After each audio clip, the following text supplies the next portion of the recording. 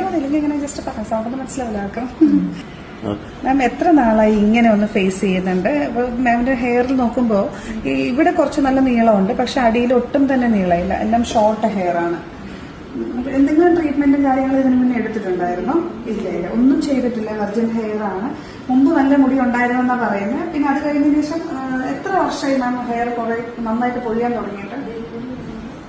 തൊട്ട് പോകാൻ തുടങ്ങിയത് ഡെലിവറി കഴിഞ്ഞതിന് ശേഷം തൊട്ട് പോകാൻ തുടങ്ങിയതാണ്. അപ്പോൾ ഓക്കെ മാം, ബ്രസീലിയൻ ഹെയർ ട്രീറ്റ്മെന്റിനെ കുറിച്ച് എങ്ങനെയാണ് അറിഞ്ഞത്? വീഡിയോയിലൂടെയാണോ? ശരി, ഓക്കെ മാം. ഇത് ഒരു നോൺ കെമിക്കൽ ട്രീറ്റ്മെന്റ് ആണ്. അപ്പോൾ നമ്മളിപ്പോൾ വെർജിൻ ഹെയറിൽ നമ്മൾ ഈ ഒരു ട്രീറ്റ്മെന്റ് ചെയ്യുമ്പോൾ ഇപ്പൊ ചെയ്യുന്ന ആ ഒരു ലുക്ക് ഉണ്ടല്ലോ, പെനട്രേറ്റ് ചെയ്യുമ്പോൾ കിട്ടുന്ന ആ ഒരു ലുക്ക് നിൽക്കത്തില്ല. വിത്തിൻ ഡേയ്സിൽ മാം ഓരോ വാഷ് കഴിയുന്നതോറും ആ ലുക്ക് മാറി മാറി ഒരു ബേബി ടെക്സ്ചറിലേക്ക് മാറും. പക്ഷെ ഫ്രിസ് ഫ്രീ ആയിരിക്കും, പക്ഷെ പഴയ ടെക്സ്ചറിലേക്ക് ഒരിക്കലും പോകത്തില്ല കേട്ടോ. 3 months കഴിയുമ്പോഴാണ് ഗ്രോത്ത് സ്റ്റാർട്ട് ആകുന്നത്. 5 മാസമാകുമ്പോൾ നമുക്ക് സെക്കൻഡ് സിറ്റിംഗ് ചെയ്യാം. പിന്നെ വേറൊരു ആഫ്റ്റർ കെയറും കാര്യങ്ങളും ഒന്നുമില്ല. ഷാമ്പു കണ്ടീഷണറും മാത്രം കറക്റ്റായിട്ട് ഉപയോഗിക്കാവൂ. വീക്കിലി ട്വൈസ് മാത്രമേ വാഷിംഗ് ഉള്ളൂ.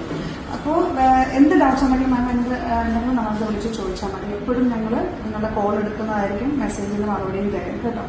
അപ്പോൾ ഇൻസ്റ്റാഗ്രാമിൽ മെസ്സേജ് ഇടുകയാണെങ്കിൽ ഞാൻ തന്നെ ആയിരിക്കും ഇൻസ്റ്റാഗ്രാം നോക്കുന്നത്. അപ്പോൾ ഇൻസ്റ്റാഗ്രാമിലാണെങ്കിൽ ഞാൻ തന്നെ റിപ്ലൈ തരും, അല്ലെങ്കിൽ സ്റ്റാഫ് എന്തായാലും തരും കേട്ടോ.